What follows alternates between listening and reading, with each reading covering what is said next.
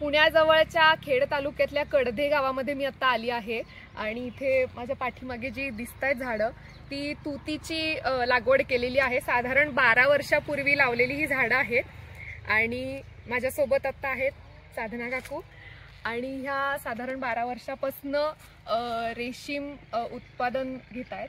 तर थोडं सांगाल मला त्याच्याबद्दल? 12 वर्ष झाली लागवड करून। हां, आणि हे पाला आहे ना, हा पाला तोडायचा आणि अळ्यांना घालायचा। म्हणजे पाला केवढा उंच झाल्यावर घालायला? साधारण आपल्या उंची एवढा झाला की तो तोडून आळ्यांना घालायचा।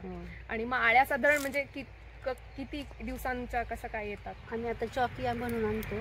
बरं, चौकिया? हा, चौकी बनवून आणतो। 8 दिवसाच्या आळ्या आणतो। 8 दिवसाच्या आळ्या? 8 दिवसाच्या आळ्या आणली की 17 दिवस लागतात त्यांना कोशावर यायला। अच्छा, म्हणजे मग ही पानं त्यांना द्यायची, मग ते खाऊन खाऊन कोशावर येतात आणि त्यानंतर मग ते म्हणजे कोशावरच काढतात कसं? कोश तयार झाले की लोक घेऊन काढायचे आणि मग ते द्यायचे रेशीम हे करायला। आणि ते झालं की मग परत ह्याची छाटणी करून परत पुढच्या साधारण किती वेळ लागतो या सगळ्याला? छाटणी वगैरे 4-5 दिवसात होते। नंतर आणि एक पूर्ण एक म्हणजे वगैरे आळ्या आणून सगळं रेशीम म्हणजे कोश येण्यापर्यंत पूर्ण 1 महिना। रेशीम उत्पादनासाठी अशी शेड एकदा बांधून घ्यावी लागते आणि हा रॅक जे आहेत हे पण तयार करून घ्यावे लागतात। आणि हे कशासाठी बांधलंय? साईडला साड्या लावायला लागतात। साड्या लावले की त्याच्यावर ऑल पेपर टाकायचा। रोल पेपर आणि मग तो पाला आहे तो ह्याच्यावरच टाकायचा। फांद्या तोडून आणल्या की ह्याच्यावर टाकायचा आणि मग आळ्या त्याच्यात खातात। आणि नंतर जेव्हा कोशावर येतात तेव्हा कोशावर आल्या की पिवळ्या होतात त्याला काही वरती टाकावं लागतं? नाही, मग चंद्रिका असतात ना जाळीच्या, चंद्रिका बोलतात। मग त्याच्यावरती येतात त्याच्यावर चढतात आणि मग कोश तयार होतात। मला आता इथे एक कोश मिळालाय त्या रॅक मध्ये आणि साधारण एक 8 दिवसांनी वगैरे ह्यातनं फुलपाखरू बाहेर पडतं म्हणजे। आणि हे जे बाहेरचं आहे हा कोश गरम पाण्यात घातला की ह्याच्यापासून मग रेशमाचा धागा तयार होतो ह्याच्यापासून। मला आणखीन काही कोश सापडले तिथे, पण अर्थातच या सगळ्यातनं फुलपाखरं उडून गेलीत, पण हे असे असतात। तुम्हाला एक गंमत दाखवते काय, चला।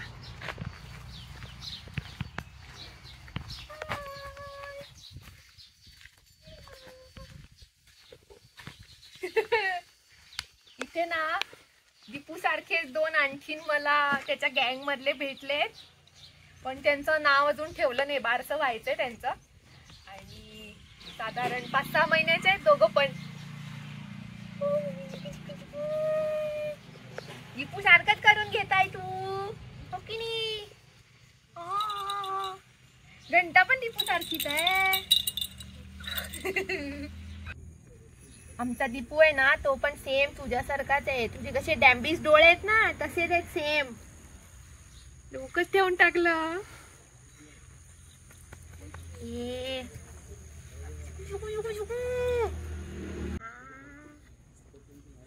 हे मागी सारखं खात आहे बोट माझं। ये ओ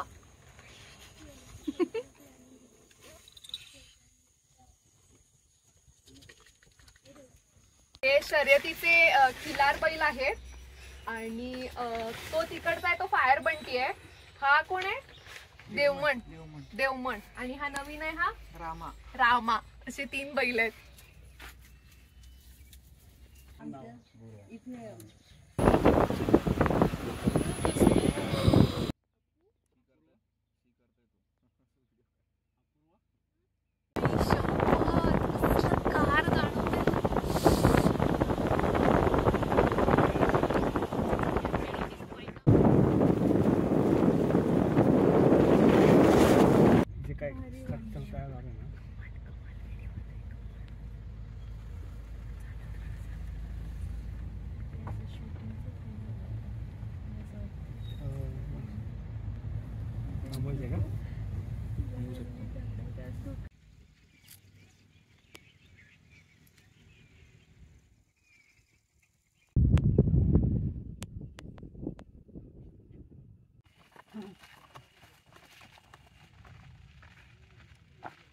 आहोपे गावात आम्ही आता आलेलो आहोत आणि एकदम डोंगराच्या वरच्या बाजूला आहे आणि सगळे माझे मित्रमंडळी तिकडे थांबलेत आणि मस्तपैकी असा मसाले भात मॅगी असा करायचा विचार आहे.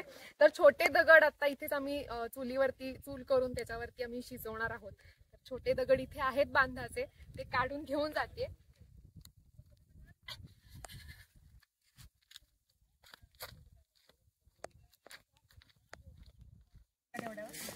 फक्त हे जे आहे ना याला सपोर्ट मिळाला पाहिजे.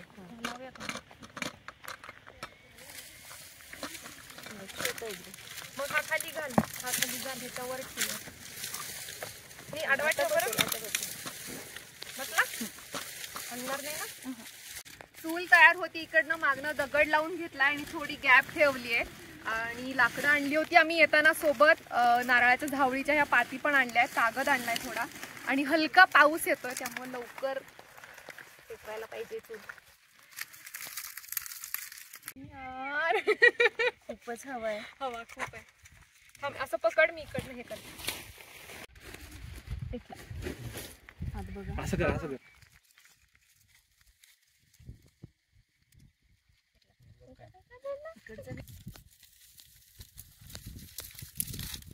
पाणी कसं बॉटल हातातच दे, काढून डायरेक्ट पाणी पाय सगळं भरून दे. काय रे, दमतंय काय? यस यस झालंस. झालं होत आला. Yes almost.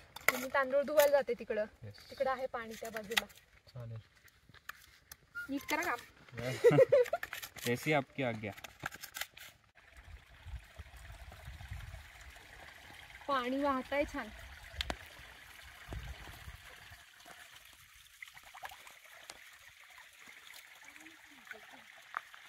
इंद्रायणी आहे तांदूळ.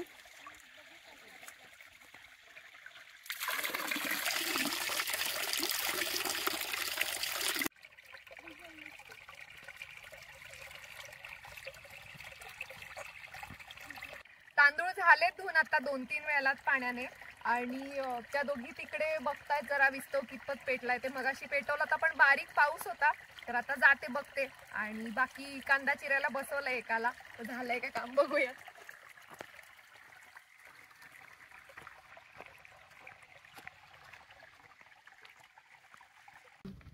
टाकले जाते. एकच मिनिट. लसूण टाक. आवाज येतो. टाकू पण मसाला नाही टाकायचा. मसाला नाही टाकायचा. वाऱ्यामुळे ना हातावरती येतात. शोधून टाकलं म्हणजे जरा मुश्किलच काम.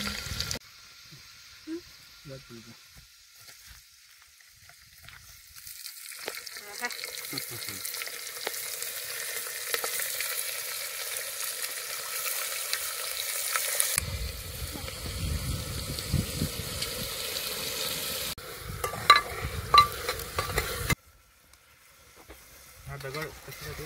याला सपोर्ट आहे. हा याला टेकवलाय. तर तो नको होता. सगळा मसाला मिक्स करून आणला.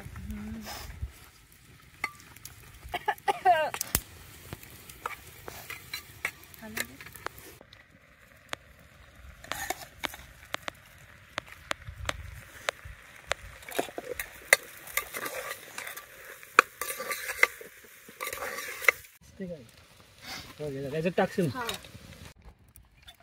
किती टाकायचंय आता? वास एवढं आधी आपल्याकडे घ्यायचं ते पाणी. ते ग पाणी थोडं.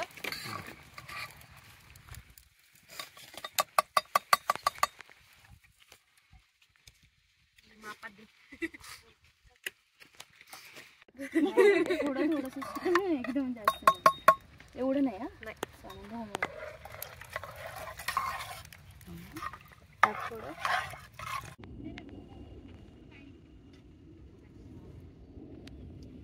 इथे भात शिजतोय तोपर्यंत मी आंबा खाते जरा.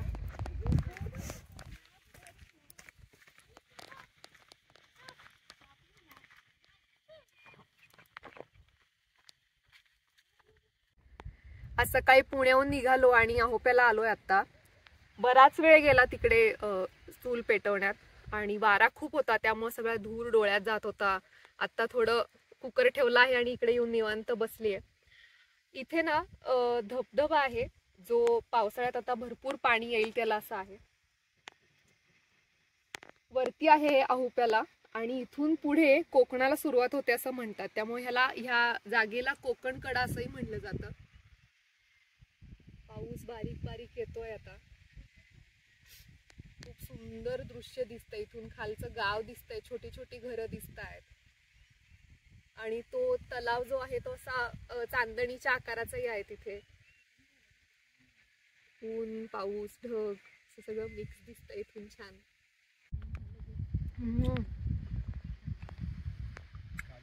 वाव, बहुतेक हा ना सीझनचा शेवटचा आंबा खाते मी. प्रचंड गोड आहे.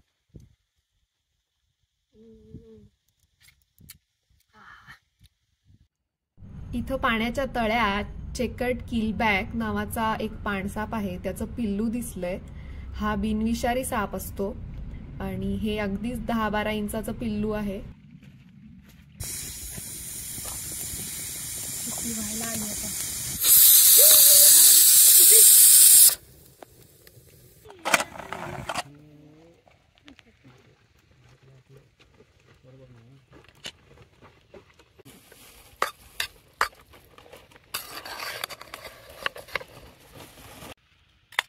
घालू का?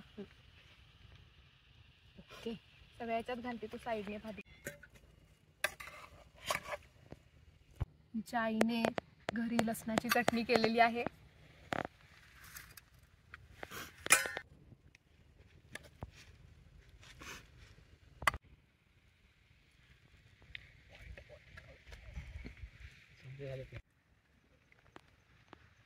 गरम आहे भात मस्त.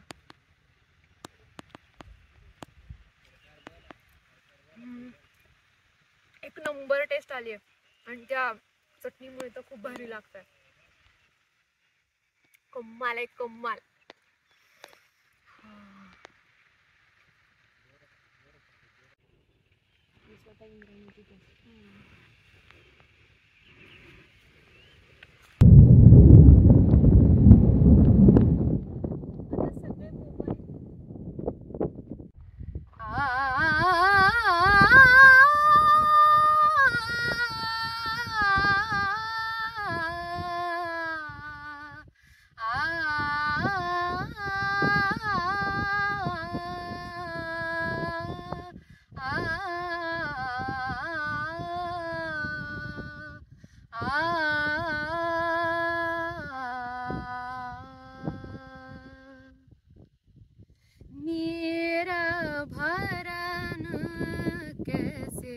जाऊं सजनी अब नीर भरन कैसे जाऊं सजनी अब डगर चलता मोसे करता रब डगर चलता मोसे करता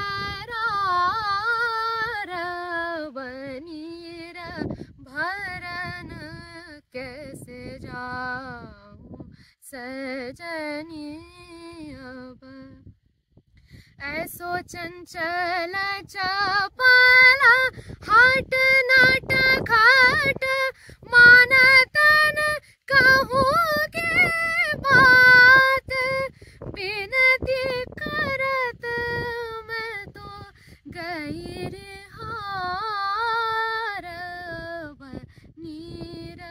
भरन कैसे जाऊं सजनी अब नीर